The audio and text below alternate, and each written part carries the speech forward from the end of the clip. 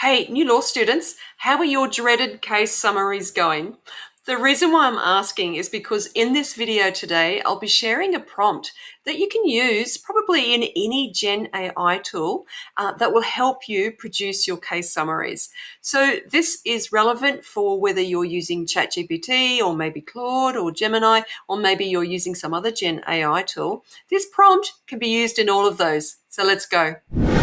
This is the legal prompt engineering guide that I wanted to share with you today. It's written by Dr. Mitchell Adams, and I downloaded it from the Centre for Legal Innovation from the College of Law based in Sydney, Australia. I'll leave a link to this particular report in the description below. Let's just go and scroll down the table of contents just so that you get an understanding of the type of information and guidance that's provided in this report. I highly recommend that all law students download this report, and even if you're in legal practice as well, and maybe you're on a steep learning curve in terms of how to efficiently and effectively and wisely and responsibly use various Gen AI tools. It does provide you an introduction to Gen AI and also a lot of excellent guidance and rules and suggestions and examples on the different prompts that you can put in. But the one that I do want to share with you briefly today is I'm going to be jumping down to this section here from page 59, the practical applications and patterns. And the one that I do want to show you is a prompt that he's designed on when you want to create a case summary or a case brief.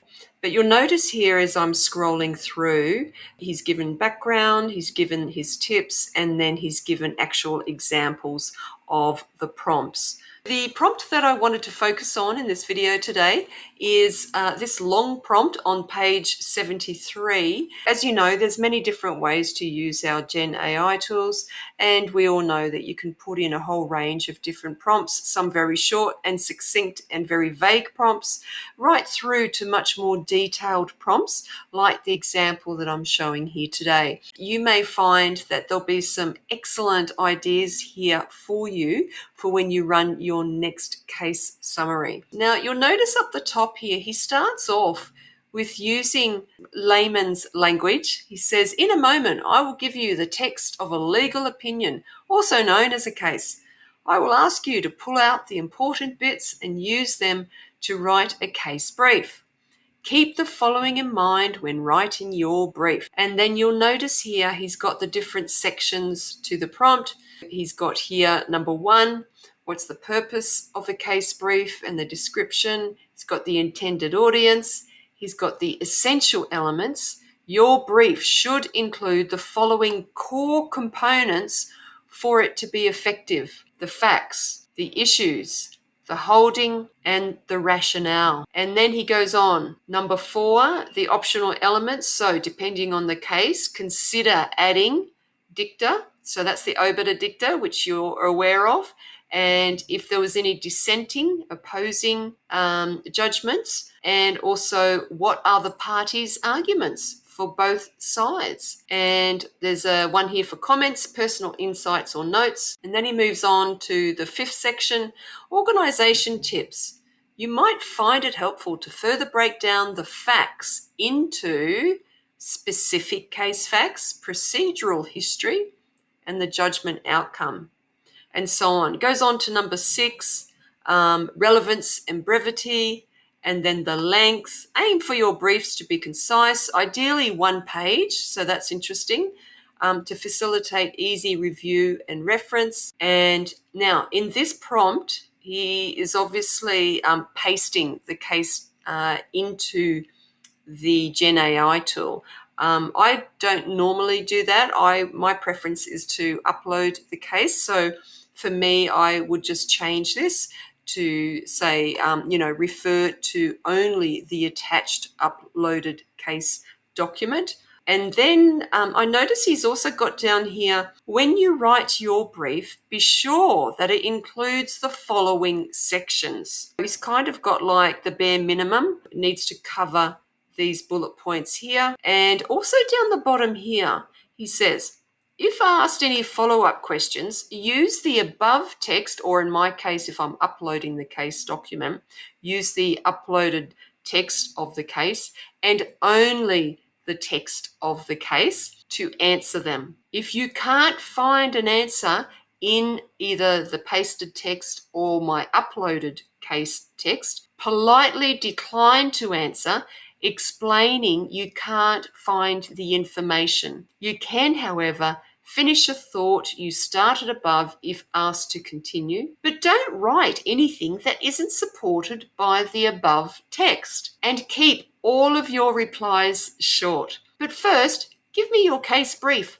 for the above case, or in my situation, the uploaded case. Let's have a go now and run this prompt. I haven't done this yet with this exact prompt, so we will be learning about this application together.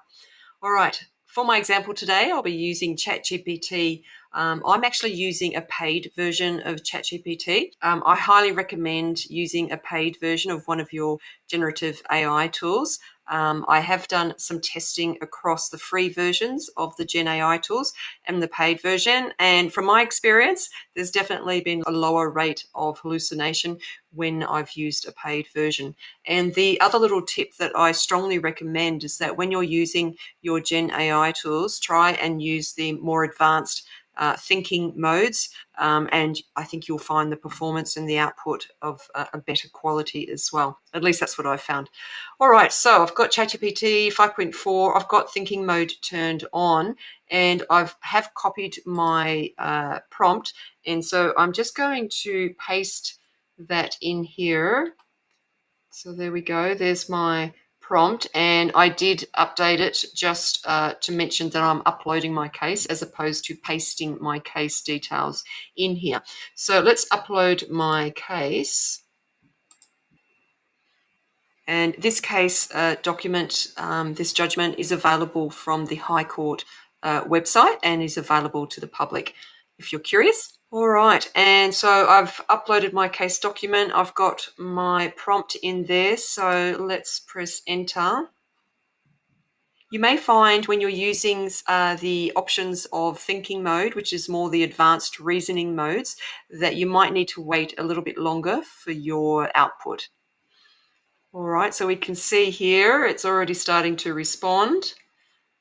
And here is a short case brief based only on the uploaded judgment, so that's good.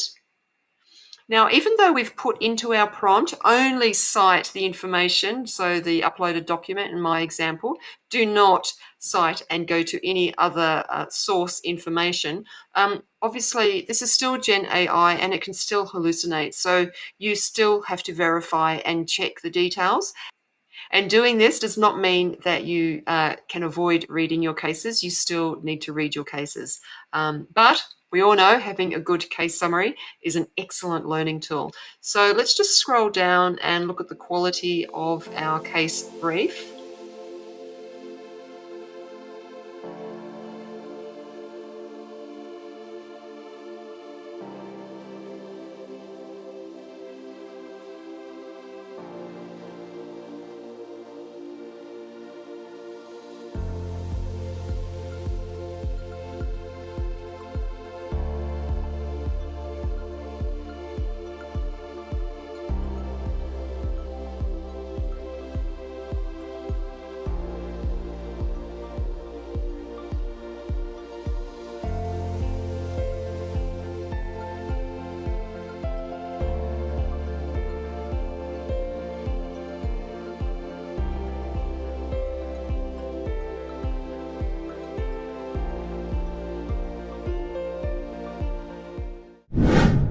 All right, so that concludes my short video today. Hopefully you've got some extra ideas to help you with your prompts so that you can get really good quality case summaries. I'll see you next time.